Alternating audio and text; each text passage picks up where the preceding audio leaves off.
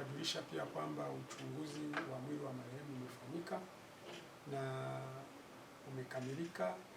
Sampuli zimechukuliwa kwa ajili ya uchunguzi zaidi wa kisayansi.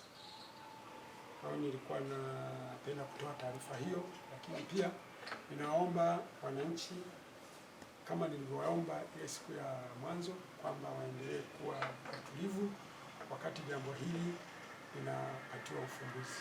Bado mashaka yetu kuhusu na kifo hiki yako pale pale. Mashaka ya sababu ya kifo kilichopelekea ndugu Suez, mashaka yetu bado yako pale pale.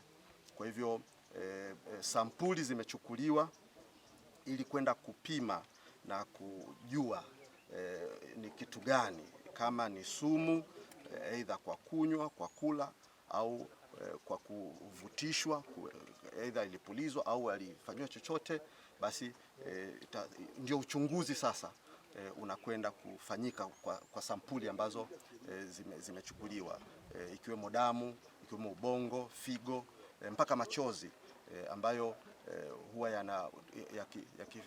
yanapofanyiwa uchunguzi kwenye maabara yanaweza kuonyesha sampuli zake iwapo kama kuna dalili za sumu. Kwa hivyo taarifa rasmi ya ripoti ya jambo hili bado, na mashaka yetu niwajulishe Watanzania kwamba mashaka yetu kwenye jambo hili bado yako pale pale, na kwa kweli mashaka yetu yamezidi kutokana na mambo mengi sana. Hapo awali utakumbuka tulikuwa tukisema jambo hili kwamba kumekuwa na misafara yetu kufuatiliwa na watu na askari na watu wengine ambao hawana uniform, hawaeleweki ni watu gani.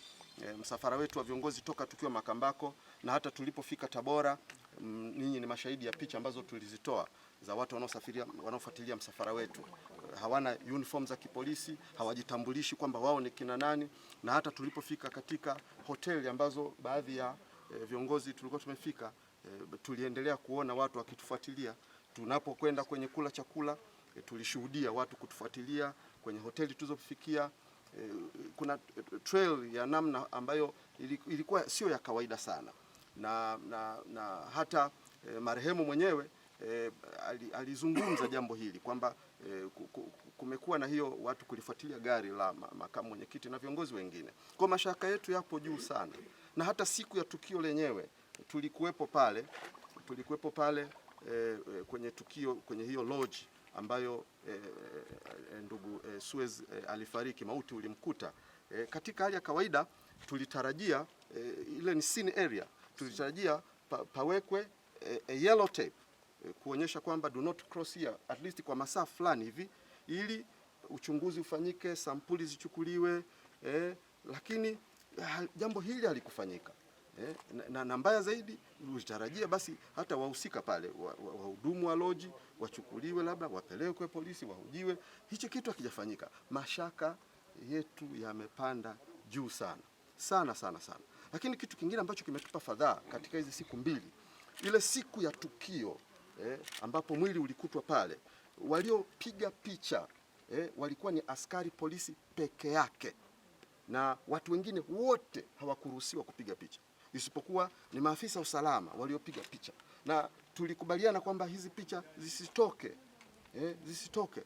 Lakini kitu cha ajabu sana, toka juzi na jana tumeshuhudia picha zinazoonyesha dawa alizokuwa nazo marehemu zikisambazwa.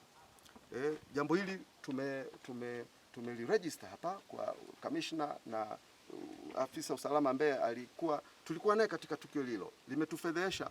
Hiyo ni tuhuma. Tusiende kwenye assumption, tusiende kwenye nini. Hao ambao wanatuhumu tutawafuatilia, watupe maelezo, halafu tubaini nani karusha hizo. Lakini ili swala kama unavyoona, sio kweli kwamba eti waliingia polisi peke yao mule wameingia parties zile zote, wahudumu na hao watu hao ndugu zake ambao ni watu wa Chadema na makachero wetu. Kwa hiyo sio kwamba alikuwa anaingia polisi peke yake, hapana, wameingia watu mbalimbali mle. Na sisi tuna maadili yetu, lazima maadili yafuatwe.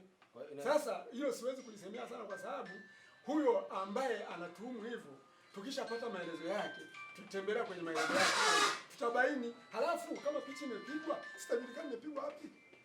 Kwa hiyo ni vitu ambavyo wala sinani sana.